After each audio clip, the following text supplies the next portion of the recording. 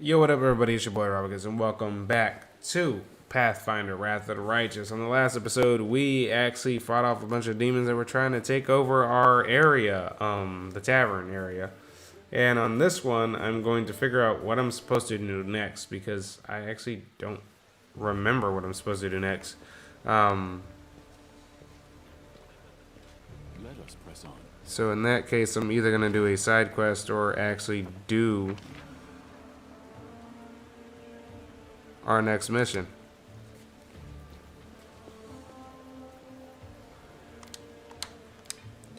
I want to say that I do know what we're supposed to be doing next, actually.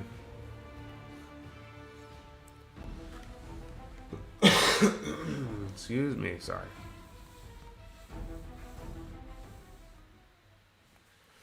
Okay, so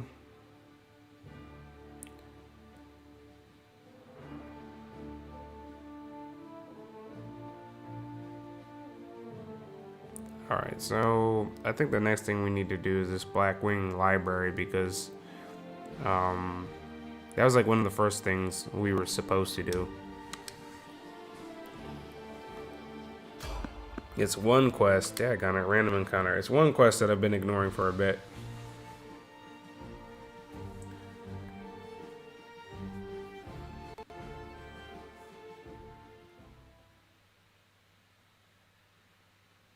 The heartbeat quickens. I'm still huge? Wow. Your performance is lacking. You are lacking.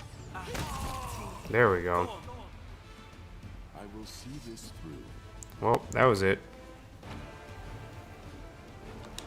I guess people shouldn't be messing with us like that because that was a very quick fight.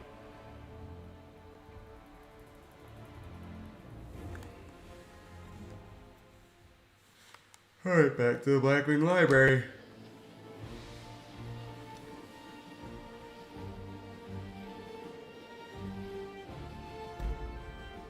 Let me guess. Random encounter? No?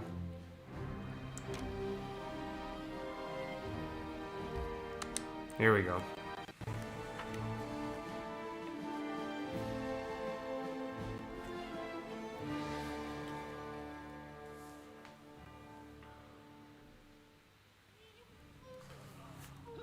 I found Something. something. Alright, so I'm gonna swap to the tank. 1 second. I will not falter. Bop. We will win this war. Here we go. We went the right way. What is going on here? Caleb, a stocky knight with a head of messy black hair stands before you. His armor is spattered with blood. He greets you with deep, blooming voice. The hefty crusader smiles merrily, paying no heed to the blood-curdling shrieks coming from the pyre and the acrid smell of burning flesh. They burn well enough, don't they? Cursed traitors, Arulu's minions. These vermin infiltrated the crusader forces and aided the demons from the inside of the city. But I caught them. I am Captain Caleb Salzomal, and these men are my subordinates. What happened to the library? Demons showed up and carried everything off. I wasn't here to see it myself. I was fighting in the square, but these filthy traitors told me everything. My fists made them quite chatty. So what, you tortured them? Do you think your methods are worthy of a crusader? Caleb, under ordinary circumstances, no, but look around. The city is burning. Now is not the time for squeamishness. Alright, let me take a look at this ruthless crusader. Succeeded at a perception check. Caleb is talking too loudly, all while casting sidelong looks at you. You have seen similar behavior quirks before in liars.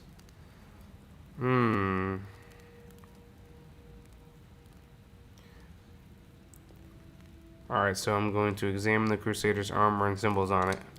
Succeeded. You notice that the emblems on the armor of the two silent crusaders belong to the Order of the Flaming Lance, but Caleb's armor bears the sigil of the Order of the Sunrise Sword. Strange, then, that he introduced himself as their captain. Something isn't right here. Who are you punishing? Caleb. The warrior howls in a wild, animal-like manner. Look around you. The city is in burning ruins. So many innocent lives lost. And all because of the abominations like these here. Cultists, heretics, and spies. Slipping into our ranks and carrying out the orders of their brutal masters and preparing a heinous death for us all. They want to give us over to the demons, just like Arulu did with Sakaris. Man, I am so bad at these crazy names. They deserve to feel the flames licking at their legs. Ember, you come up with nasty words to use against people. You call them heretics, cultists, spies, so you don't have to call them people. Good people just like you. You'd feel bad for doing this to people, but not to heretics. Without those words, you wouldn't be able to burn them. She's right. She's right. I think he's a liar. But I'm not going to be chaotic. I'm just going to be lawful and attack him. I don't believe you. You're the traitor. Caleb looks at you in grim annoyance and spits on the floor. I thought I'd pull one over on you. Too bad it didn't work out. For you, you'll meet your death in the flames with the rest of the scum.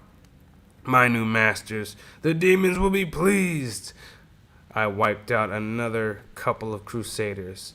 I performed a lawful act. We are the light. I'm about to take them out. Boom. You ain't taking me down.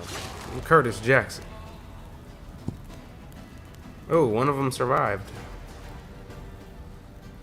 Thank goodness. Oh, it's the storyteller! A blind elf stands before you. He looks extremely strange. His face wears its years heavily, which is unusual for members of his race. Thinning gray hair and a ragged beard. Slightless, milky eyes, pale, papery skin covered in age spots. A spine curved by the passage of time. This is not how elves typically age. The youth that graces the face of elves, even on their deathbeds, has totally abandoned this decrepit specimen. That's an elf with a beard. I guess the worst can be found even among the best. Shut up, Camellia. A bearded elf? How intriguing. If you please, I would like to pluck out a hair of that phenomenon manifesting on your chin. In the interest of science, of course. The old elf holds out his hand in your direction in perennial gesture of the blind, greeting you with an unexpectedly strong and calm voice. Hello, I am the storyteller. I wish to thank you, my rescuers. That is you. If I am not mistaken. Who are you? The elf frowns. I prefer you to call me the storyteller.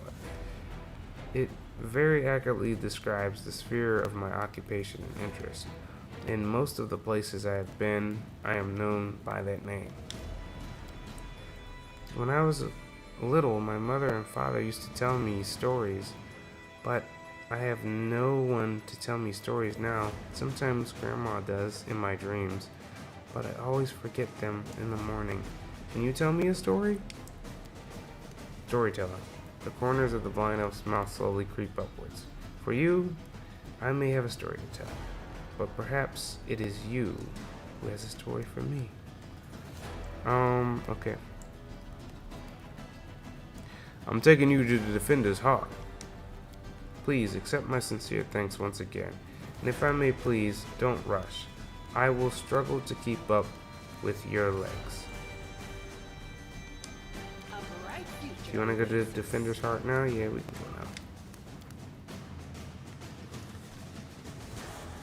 go Okay, so now we got the storyteller, and that was one of the main quests that, if I remember correctly.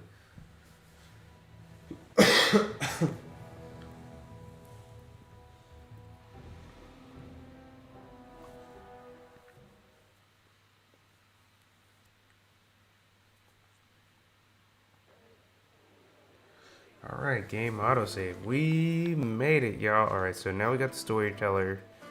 We defended the hearth. What is next? There's something next. I just gotta remember what it was. Camellia, tell me what's next. Greetings. The neat smile on Camelia's lips disappears so quickly, you almost wonder if you imagined it. I have to go. We'll talk later. She's being really weird about it. I won't keep you. The dawning smile on Camelia's face freezes and quickly dies away. There's something wrong with this woman. Okay. Our path leads on. Where's Ember at again? There she is. You got to keep up with your teammates, kind of like if you were playing what do you call it? If you played Mass Effect, you know what I'm talking about. You got to keep up with your teammates so that you can at least progress in their storylines. The elf in front of you is young, still an adolescent by standards of their long-lived folk. A childish, carefree smile plays on her face, and her wandering eyes linger on you for just a moment before darting off again into the distance. Terrible scars cover her body, and a few of her fingers are missing. A crow sits on her shoulder, observing you with its clever black eyes. Dude, crows are awesome, by the way. I love those. Tell me about yourself. Well, they call me Ember. I used to live in the River City, and now I walk with you. That's my story. Why do they call you Ember? I've had many names. When I was little, Mom and Dad called me Dove, or Cricket, or Kitten. Dad called me his ray of sunshine. And when my mom was cross, she would call me by a long name, a grown-up one. I can't remember it, no matter how hard I try. Then I came to live in River City. The good people called me different funny names, like Ember or Torch or Smoky. Oh, that's messed up. I know why they call her that now. It's because someone tried to burn her at the stake, and I mean, they failed, obviously. She didn't die, but, like, she's got burn scars on her body. That's so screwed up. They called me Lucky 7 because of my finger. Gosh, dog. This is depressing. She raises her hands. The middle finger on her right hand and two smaller fingers on her left are missing. They sometimes call me grilled meat and said I was stupid. But I didn't feel hurt. I mean, they're right. I really am silly. They didn't mean to hurt. Oh, gosh. You know what, Ember? You just do you. Live your best life. I like Ember. It's a good word. Ember are like people. On the outside, they're gray and cold like stones, but they're warm inside. You can blow on them, and they'll start a fire to help you survive a cold night. And that's what's wonderful. Isn't it? Ember it is. You know what? You're depressing me, so thank you for your answers. I'll catch you later. I gotta go now. No, not at all. I really don't. No. It's okay, Ember. It's okay. So go. The elf watches you with a radiant smile as you leave. Gosh, dog. She's depressing. Anyhow, guys, I think this is gonna be enough right now. I gotta remember what we gotta do next. But thank you guys so much for watching. Like and subscribe if you want to. Shout out to the little nephews and cousins, and I'll see you in the next one.